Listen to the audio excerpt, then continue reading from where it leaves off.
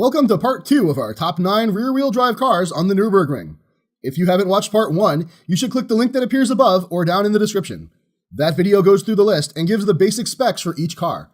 This video will be more of an in-depth analysis, comparing the different attributes of each car to see if we can find out just what it really takes to get around the ring faster than anyone else. Also, you should maximize this video, particularly if you are on a phone. I'll give you a second. We will start out by looking at just the times. You may have noticed that we added the Civic Type R to our list. This will be utilized at certain points to help give you scale, as the Type R is a quick car that is likely more relatable than the other 9 cars on this list to 99% of the population. Right off the bat, you can see that all the times are pretty close when you look at them as a whole, so it will be more useful for us to look at the times in respect to how much faster they are than the Civic Type R. Here we can start to see a bit more. They are all quite a bit faster than the Civic, which you would expect. The real interesting thing is the fact that the gap between the 9th and 2nd place car is about the same as the gap between the 2nd place AMG and the 1st place Viper. That 2017 Viper crushed it. Now we will move on to the next bit of data, the power to weight ratio of our contenders. Here's the horsepower per ton ratings for our cars. Not really the linear build-up to first place like you might believe. As a matter of fact, this graph in no way resembles the time graph that we showed you earlier, with the exception of the fact that the Civic is the lowest. Note how the 7th place Porsche GT2 RS and the 9th place Ferrari 488, as well as the 3rd place 2010 ACR, all make more power per pound than the 1st place 2017 ACR. So it's not just power. What else does it take to get a great lap on the Nürburgring? Now we will look at the tires. Since we are comparing cars that are all basically using the stickiest tires they could find, we are not going into any brand comparisons, flame war averted, though the ending tire scores for the older cars will be adjusted slightly. Instead, we are going to compare the tire sizes to see if anyone is packing any extra rubber. The first graph shows you all the tire sizes, front and rear.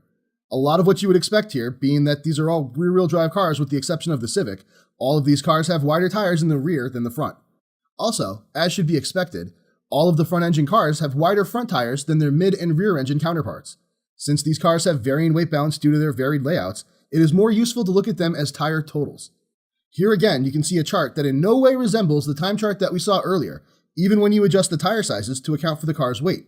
Though when you do that, it becomes obvious that the seemingly overtired Camaro ZL1-1LE is actually towards the bottom of this pack when you take into account its massive 3,850-pound curb weight. So if the two most obvious things, power and tires, can't explain all of what it takes to get a good time, then what does? And don't say transmission, because 5 out of the 9 cars on this list, including the 1st and 3rd, are manual. Though these cars would likely be a bit faster with the extra clutch and cog, it is not a necessity. How about suspension? All of these cars have either adjustable or magnetic dampers, so we are calling that a wash for this comparison. Consider a competent suspension a prerequisite. The same goes for the chassis. The one big thing that we have not analyzed yet is the aerodynamic characteristics, and more specifically the downforce. Here's a graph showing the downforce score, as we will call it. Getting any hard, comparable data on downforce is next to impossible. While the relative scores may be off a bit, there is still something obvious here. The ZL1 and the 2 Vipers make a lot more downforce with their large wings, splitters, and dive planes. That downforce helps you keep those minimum cornering speeds as high as possible, something that is important on a track with some 150 corners. And yes, the Civic gets a 1 because when we compare all 3 scores, something interesting happens. We end up with a graph that looks a lot like the time graph, with the 2017 ACR way ahead of the other 8 and the Civic way behind everyone else. And don't feel bad, Civic. It is an honor just to be used in this comparison. It means you're doing something right.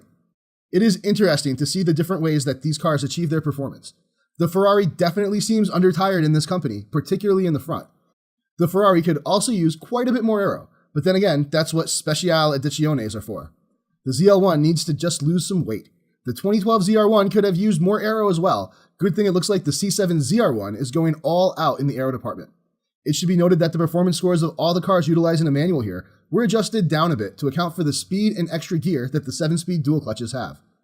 After looking at all this data, we can draw one conclusion, that if you want a great Nürburgring time, you need to have all 3 of the things we just listed in spades: power to weight, tire to weight, and a good serving of aerodynamic downforce.